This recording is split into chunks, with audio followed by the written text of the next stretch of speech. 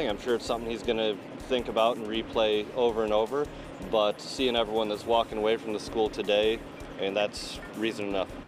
Right now on WQAD News 8 at 11, safe after a quick reaction. We have the very latest on a shooting at Dixon High School this morning and how a school resource officer was able to stop the suspected gunman. WQAD News 8 at 11 continues. Welcome to the second half of WQAD News 8 at 11. I'm Angie Sharp. And I'm Jonathan Katz. Well, we are continuing to follow this breaking news happening right now in Dixon, Illinois. Dixon High School is the only school still on lockdown right now in the Dixon Public School District after a former high school student showed up to the high school with a gun and was confronted by a school resource officer. Now, this story began developing around 8 a.m. today, just before classes had started for the day. News 8's Jessica Dedita is live on Peoria Avenue, which is located just east of the high school, to tell us what we know so far. Jessica? Well, Angie, everything is wrapping up here. It's been a very chaotic morning for parents, students, teachers, everyone here at Dixon High School. Now, the press conference just wrapped up talking about everything that could have gone wrong but actually went right, and they were praising the efforts of that officer. So I want to show you some video from this morning. It was very, very stressful as parents were ordered to come and get their children, required to have an ID in order to pick them up after that shooting that happened shortly after 8 o'clock this morning. Now, City Manager Danny Langloss says that around 8 o'clock, a former student came into the school and fired shots at a school resource officer. Now, that resource officer did fire back but was not injured. The suspect, however, was but is expected to be okay. Luckily, no other staff or student were injured. No deaths. We have no deaths to report this morning. Very, very happy news on that end. And also, they are not thinking they are looking for any other suspects at this time. But very, very stressful for parents this morning. I want to have you listen to what one parent told me this morning after the incident happened. I mean, my life flashed in front of my eyes. I saw, I just kept thinking about my kids. I need to go. I need to hurry up and get there. I get here, and there's just so much congestion, so much confusion. Parents freaking out, parents crying, didn't know what was going on with their kids. Very, very scary situation. Now, during this press conference, it also said that students were putting the desks up against the doors from what they've been taught throughout the protocol. Now, 10 years ago, we would have never heard about having students have training in school shootings, but because of that training, they knew what to do. And also, that school resource officer definitely knew what to do as well. He is being praised for his efforts, and that's why we are not reporting on any deaths this afternoon. But for now, John, Angie, we're going to send this back to you. Yes, you're absolutely right, Jessica. Governor Bruce Rauner, Illinois Governor Bruce Rauner, is reacting to the school shooting on Twitter. He just tweeted this a few minutes ago saying we should all be very thankful to school resource officer Mark Dallas for his bravery and quick action to immediately defuse a dangerous situation at Dixon High School. Of course, the Dixon police chief saying that as well, that because of Dallas's heroic actions, countless lives were saved. We will continue to follow this story and have expanded coverage at WQAD.com. We have posted several social media posts online with reaction from more students and parents. We also have the 911 audio that was handled by the Dixon Police Department. Stay up to the minute with information from WQAD.com and all of our social media platforms.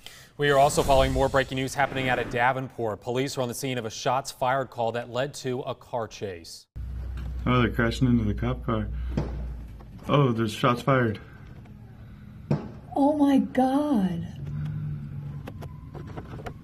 Take a look. This is video sent to us from a News 8 viewer, Frank Hoffmaster. This is happening at 9th and Division. This is just south of the Putnam Museum, halfway up the hill, east of Fedgeberry Park. We are on the scene right now. News 8's Yesenia Chavez is gathering information.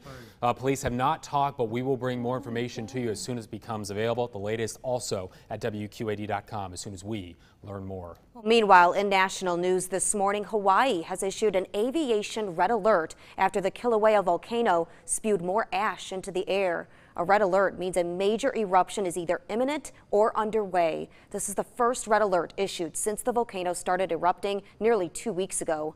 The latest plume of ash rose 12,000 feet and drifted 18 miles away. Officials are warning that the volcanic activity has been more explosive, which could fire more projectiles into the air. Volcanic gas and lava already have destroyed 37 homes and structures. About 2,000 people evacuated the area. Storms created an amazing light show in Boston. This is lightning strikes a tower in the downtown area. There were also reports of lightning strikes near the TD Garden Arena during the Cleveland Cavaliers and Boston Celtics NBA playoff game.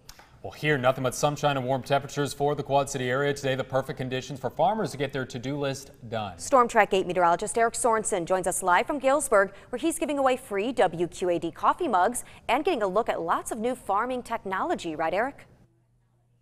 Yeah, that's exactly what this is about. We're at Martin Sullivan right here on the northeastern edge of Galesburg. In fact, some folks, of course, we love Galesburg. They're watching News 8 at 11, and some folks saying, hey, let's go out. And that's exactly what you need to do, because we've got plenty of these News 8 coffee mugs that we're going to be giving away. We're at Martin Sullivan, right up here near the interchange of 34 and 74 northeast of town. Hey, let's talk about the weather for just a moment. We've got lots of sun-filled skies outside right now. Our temperature is rising up through the lower 70s now, thanks to an east and southeasterly wind. Our temperature right now in Galesburg up to 75, also 75 in Galena. Lots of sun-filled skies, and that's going to continue as we head into the afternoon. No big problems whatsoever. Low humidity, temperatures up into the lower 80s. We are going to be tracking some showers and thunderstorms in the days to come. We'll time it out for the weekend in just a few short minutes, guys. Eric, thank you. A bus driver is recovering after a wild ride this morning.